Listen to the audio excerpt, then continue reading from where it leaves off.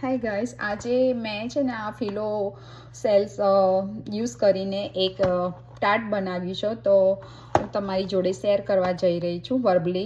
તો આ cells ready to back હોય છે. એને આપણે જસ્ટ ખાલી 3 to 50 ફેરનહાઇટ ઉપર ઓવન ઓન કરી એને 3 to 5 મિનિટ બેકિંગ ટ્રેમાં મૂકીને એને જસ્ટ બેક કરી લેવાના. અને પછી જ્યારે કૂલ ડાઉન થાય પછી એને ફિલ કરવા માટે મેં લીધું છે whip cream, condense milk, powder sugar and little bit vanilla essence. એને બધું એક બાઉલમાં મિક્સ કરીને એને બીટ કરી લીધું અન્ટિલ એ થીક ફોર્મમાં આવે ત્યાં સુધી. અને પછી એને હું તમને બતાવું, એક મિનિટ.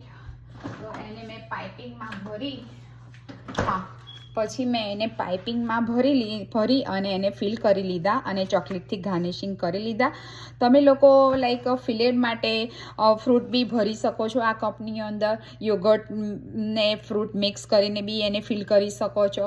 એની અંદર સલાડ બધો મૂકી અને ચીઝ બી ગાર્નિશિંગ કરી શકો છો. સો એઝ યોર ચોઇસ. બટ આ ફિલો શેલ્સ એટલા બધા ડિલિશિયસ અને ક્રિસ્પી અને માઉથ વોટરિંગ હોય છે. અને આ જે ટાર્ટ બનાવ્યું છે એકદમ સ્વીટ બી નથી હોતું ને મોઢામાં એટલું બધું ક્રિસ્પી ને એકદમ શું કહેવાય ના સ્વીટ અને ક્રિસ્પી, એકદમ આમ ડિલિશિયસ, એકદમ આમ ફ્લફી અને એકદમ શું કહેવાય માઉથ વોટરિંગ હોય છે.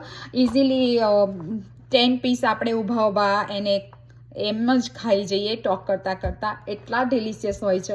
તો તમે બી ટ્રાય કરજો. અને આ ફિલો સેલ્સ લાઈક કોઈ પણ ઇવેન્ટ હોય કે પાર્ટી હોય કે પછી ગેટ ટુગેધર હોય તો લાઈક સાઈડ ડિશ તરીકે કે પછી એપેટાઇઝરમાં બી રાખી શકાય છે. અને ઇઝીલી સ્નેક માટે બી સ્નેક બાઇટ કરી શકાય છે. સો that's it. Try. This is a Philo cells. You can find any supermarket, but look at into the frozen section. That's it.